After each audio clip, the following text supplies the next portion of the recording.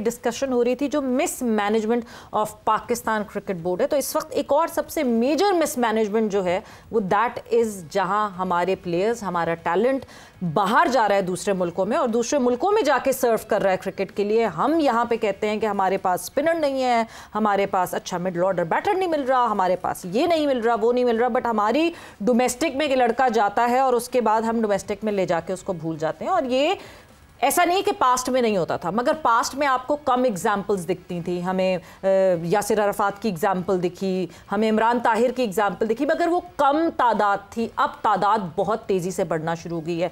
बहुत सारे पाकिस्तानी लड़के यूएस क्रिकेट की नज़र हुए, बहुत सारे पाकिस्तानी लड़के यूके में जाके रेगुलरिटी में खेलना शुरू किए। और ऐसे ही एक प्लेयर हमारे साथ मौजूद है, जफ़र गौहर। जफ़र, अस्सलाम वालेकुम and welcome to the show. Thank you very much for having me. शुक्रिया आपका।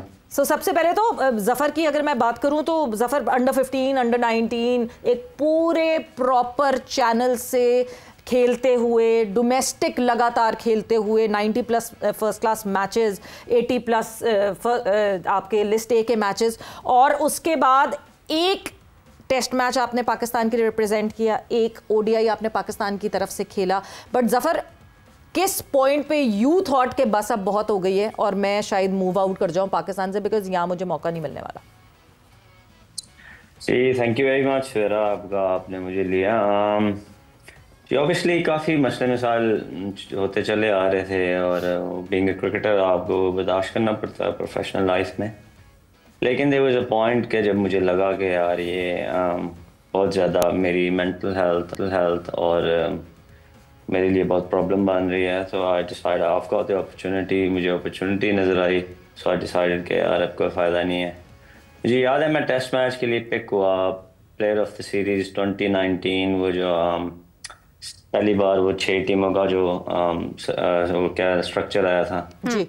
उसके बाद मैं न्यूजीलैंड जाता हूँ तो वहाँ पे एक दो आपके जो टेस्ट स्क्वाड में थे वो इंजर्ड होते हैं। मुझे याद है मैं शाहीन में था, शाहीन की टीम, अगर आपको याद हो शाहीन और टेस्ट टीम दोनों सेम टूर्स पे थी, वही कोविड ईयर था।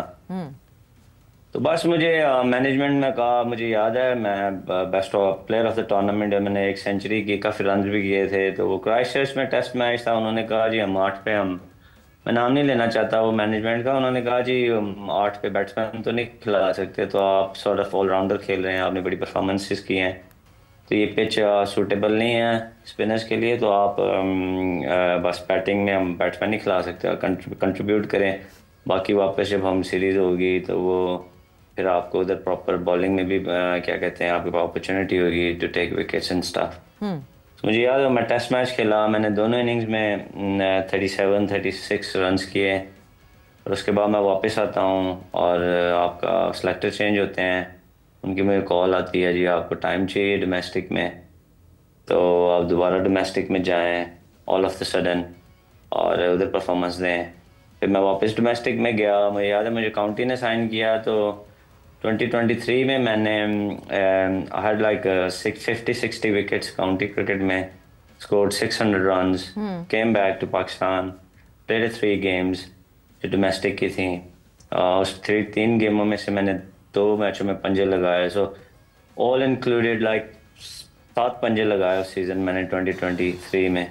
तो मुझे याद है वो अब्बास ने भी काफ़ी आउट किए थे उस साल काउंटी में। तो हम वापस आके वो 4 डे खेल रहे थे, तो काफ़ी स्टेडियम में उस टाइम के सिलेक्टर आए जी। उन्होंने कहा जी आई डोंट केयर के काउंटी में जितनी परफॉर्मेंसेस करते हैं मैं इनको नहीं खिलाऊँगा, I don't care. So I was like अब मुझे समझ नहीं आ रही, आप टूर्स पे जाते हैं, टफ टूर में जाते हैं न्यूजीलैंड में, जिधर कुछ स्पिनर ने बाय द वे उस ग्राउंड में, जिस ग्राउंड में मैंने डेब्यू किया था, आप अगर स्टैट्स निकालें तो पिछले 5 साल में उस ग्राउंड में किसी स्पिनर ने कोई आउट नहीं किया हुआ था, जिस ग्राउंड में मेरा डेब्यू हुआ था, टेस्ट डेब्यू।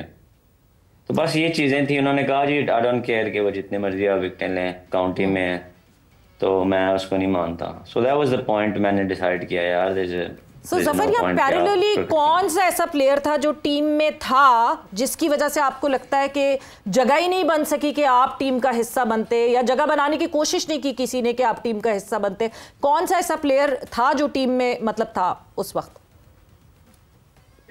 जी आप वो स्क्वाड देख लें, कोई वो उस टाइम पे जो टीम में था वो अभी नहीं है तकरीबन, उनमें से कोई भी नहीं है टीम में। यही तो मसला है कि आप डेली बेसिस पे तो आप अपने डिसीजंस लेते हैं, आपको पता ही नहीं है आपने मतलब जैसे प्रेशर पड़ता है। आई डोंट नो कि वो क्या मसला है, कोई कम्युनिकेशन नहीं है, जीरो कम्युनिकेशन। वो फ़ोन कर देते हैं जी, एक फ़ोन 2 मिनट की कॉल कर दिया। एज ए प्लेयर आप कुछ नहीं कर सकते हैं, आप किसी के पास नहीं जा सकते, आप किसके पास जाएं? मीडिया से वो कहते हैं आप बात नहीं कर सकते हैं। आप कॉन्ट्रैक्ट, आपके पास डोमेस्टिक कॉन्ट्रैक्ट भी है तो आप मीडिया से बात नहीं कर सकते हैं उनकी इजाज़त के बगैर। तो आप उनकी इजाज़त के बगैर तो आप कुछ भी नहीं कर सकते हैं। सो आप मुझे बताएं, प्लेयर किसके पास जाके अपने ये प्रॉब्लम्स लेके जाएं? कोई भी नहीं है उनके पास उनकी बात सुनने के लिए। Zafar, who do you think you blame कि शायद सिलेक्शन कमेटी की वजह से चांस नहीं मिल पाता? क्योंकि जब हम स्पिनर्स ढूंढने की तरफ जाते हैं तो हम कहते हैं हमारे पास तो स्पिनर्स हैं ही नहीं, और स्पिनर्स की यहाँ पर भरमार है। क्यों निगलेक्ट किए जाते हैं स्पिनर्स? किसकी गलती है? I would simply blame a system, कि आपके पास कोई सिस्टम नहीं है। आप को डोमेस्टिक स्ट्रक्चर में बताएं, हर साल तो चेंज होता है। मैं 4 साल, लास्ट 3-4 साल जो मैं डोमेस्टिक खेला हूँ, we had a new coach every year. तो आपके डोमेस्टिक में हर साल नया कोच आता है।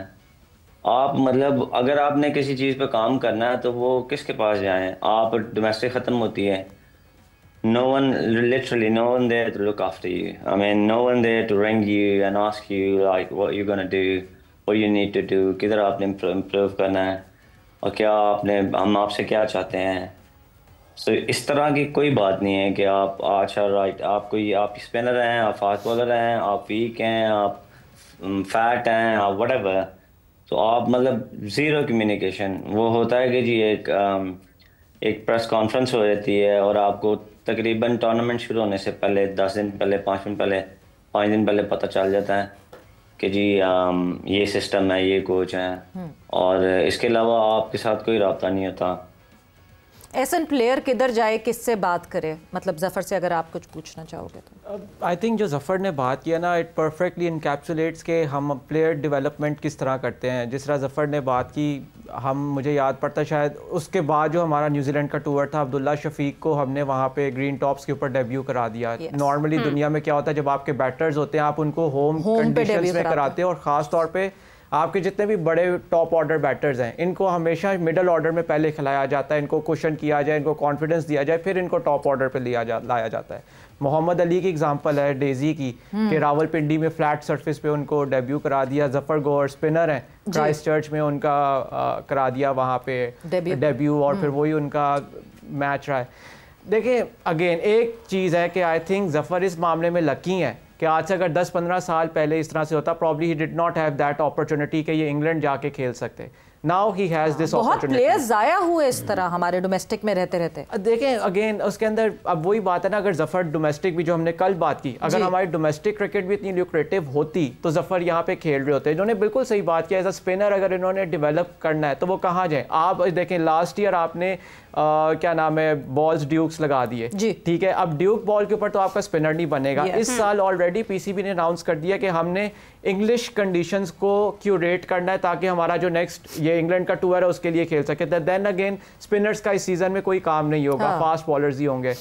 इट्स लाइक यू नो क्या बंदा कह सकता है, but you know what I will say is कि I think Zafar is lucky कि he has an opportunity. England Middlesex खेल रहा है वहाँ पे, probably if he can qualify for England, हो सकता है हम इंग्लैंड कलर्स में भी देख लें। जफर आप नेशनल टीम के लिए अब आप अवेलेबिलिटी आपकी हो गई है ना कि आप क्वालिफाई कर सकते हैं नेशनल टीम के लिए, इंग्लैंड टीम के लिए? जी बिल्कुल, मेरे still need a couple of months qualification के लिए जी। उसके बाद which is I don't think so it's I mean big issue, और इंशाल्लाह उम्मीद तो यही है कि I'll do my best to representing। Zafar कहीं कोई हिंट्स आई हैं ऐसी ईसीबी से कि नहीं हाँ जी ऐसा हो सकता है? बिकॉज ऑब्वियसली आप बहुत रेगुलरिटी में you are a part of their domestic system, so कहीं कोई ऐसी है कि हमें अब जफर जो है वो इंग्लिश कलर्स में देखेंगे? जी बिल्कुल, वो उनका एक प्रोसेस है और वो प्रोसेस सबको फॉलो करना पड़ता है, और वो सॉर्ट ऑफ डायरेक्ट प्लेयर से नहीं बात करते, वो उनकी काउंटीज़ को मैसेज देते हैं कि आप इसको इसके लिए प्रिपेयर करें, उसको अपॉर्चुनिटीज़ दें ताकि वो हम इसको मतलब कोई भी प्लेयर हो उसको हम देख रहे हैं टूर्स के लिए या अपकमिंग सीरीज के लिए। तो वो एक कम्युनिकेशन रहता है उनके साथ, थ्रू आउट रहता है season, players I mean counties का, थ्रू काउंटीज प्लेयर्स का। तो वो कम्युनिकेशन बेहतर है बहुत ज़्यादा। Savera, to answer your question, hints आई हैं। I know hints आएंगे। ये कहीं ना कहीं बातों से कुछ ऐसा पता चल रहा है। हाफिज साहब, एसेट ज़ाया करना हम कैसे करते हैं, अंडर 15, बिल्कुल अंडर 19, और हमने कितना इन्वेस्ट किया टाइम, कितना खेला, कितने अरसे ज़फ़र पे इन्वेस्टमेंट हुई पाकिस्तान क्रिकेट बोर्ड की तरफ से। देखिए सवेरा, इसके दो पहलू हैं। हाँ, एक ये है कि जब भी सिस्टम की बात होती है तो जिन लोगों ने सिस्टम की निशानदेही करना होती है, क्या उन्होंने उस वक्त में अपना किरदार अदा किया कि ये चीज़ें ठीक हो रही हैं और ये पाकिस्तान क्रिकेट के लिए फ़ायदेमंद और सूदमंद होंगी, और या चीज़ें ख़राब हैं और इससे पाकिस्तान की क्रिकेट को नुकसान हो सकता है। तो जिन लोगों ने ये निशानदेही करनी होती है, एक ये जाता है उनकी तरफ कि क्या उन्होंने अपना किरदार अदा किया। दूसरा, जो लोग सिस्टम को निज़ाम किसी को बना रहे होते हैं या ख़राब कर रहे होते हैं, क्या उनमें इतनी अक़ल, समझ, सोच, शऊर, फ़हम, ये तमाम चीज़ें होती हैं कि वो देख सकें कि इसका पाकिस्तान की क्रिकेट को मुख्तसर मुस्तकबिल करीब में, और अगर आप इसको लॉन्ग टर्म पे ले जाते हैं तो उसमें क्या नुकसान या फ़वाइद हो सकते हैं। तो उनके ऊपर भी सवाल आता है, और उसके साथ साथ ख़ुद प्लेयर्स के ऊपर भी आता है कि आज देखें ये तकलीफ़ दे है कि पाकिस्तान के खिलाड़ी, मुझे तो फ़ज़ल महमूद भी याद आते हैं ना, 1947 में जब पाकिस्तान बना है तो उन्होंने अपने 5 साल इस मुल्क के लिए रोक लिए। वो तो ऑल इंडिया के लिए खेल सकते थे। वो 1952 में पाकिस्तान की तरफ से पहला टेस्ट मैच लखनऊ में उनकी बॉलिंग के ऊपर और नज़र साहब की बैटिंग पे जीता।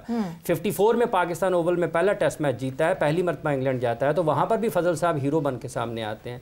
इसी मुल्क से फवाद आलम भी हैं, जिनके कई बरस डोमेस्टिक क्रिकेट में उन्होंने हर ग्राउंड में रनजें की हैं, लेकिन वो अपने मुल्क के लिए खेलते रहे हैं। इसी मुल्क में सईद अनवर से बड़ा तो मॉडर्न डे क्रिकेट का बैट्समैन नहीं होगा ना, उनका जो पेयर हुआ है, तो उसके कितने बरस बाद वो 94 में दोबारा पाकिस्तान की टीम में, 93-4 न्यूजीलैंड गए थे तो उनको पाकिस्तान की टीम में मौका मिला था।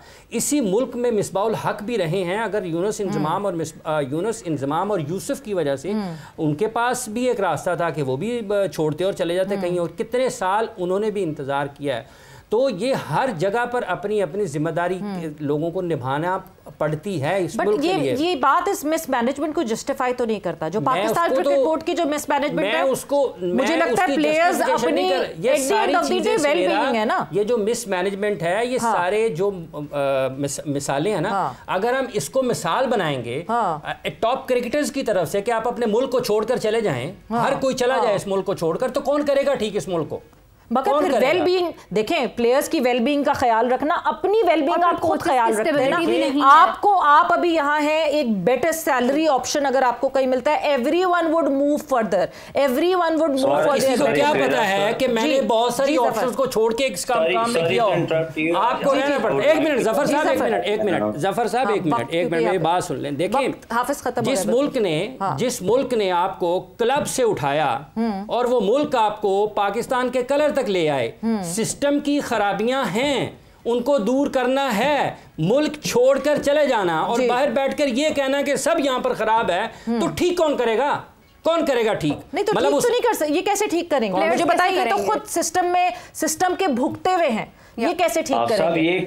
ये क्वेश्चन आप कौन लोगों से करना चाहिए कि जो मैं तो भाईजान 25 साल से कर रहा हूँ, आज भी यही सवाल हो रहा है, आज भी यही सवाल हो रहा है। 2019 में जब आप टॉप विकेट टेकर हुए थे, जब आप 2019 में आपने सबसे ज्यादा विकेटें ली थी, आप, मैं, सलमान बट, कामरान अकमल एक ही टीवी के ऊपर थे जी। उस दिन के आपके बारे में बात नहीं हुई थी जब आप अंडर 19 खेल रहे थे? क्या पाकिस्तान के मीडिया ने आपको कवर नहीं किया था?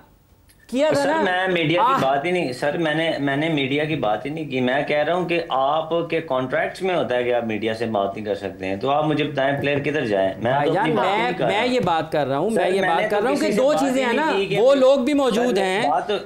आप सब क्वेश्चन कर लें प्लीज, आंसर भी ले। जी जवाब बड़ी मेहरबानी आपकी। मैंने तो किसी से क्वेश्चन किए ही नहीं है भाईजान। सर मेरा सवाल तो उनसे है, अरे हाफिज उनको बोलने तो देना। मेरा सवाल तो उनसे है जो आप जैसे हीरो को, जिनके ऊपर पाकिस्तान ने बरसों अपना सरमाया खर्च किया है, अपना वक्त खर्च किया है, उनको उनसे सवाल है जिनकी गलत हिकमत अमली की वजह से, गलत फैसलों की वजह से आप लोगों को मुल्क से बाहर जाना पड़ता है। जी, मेरा सवाल आपसे है ही नहीं सर।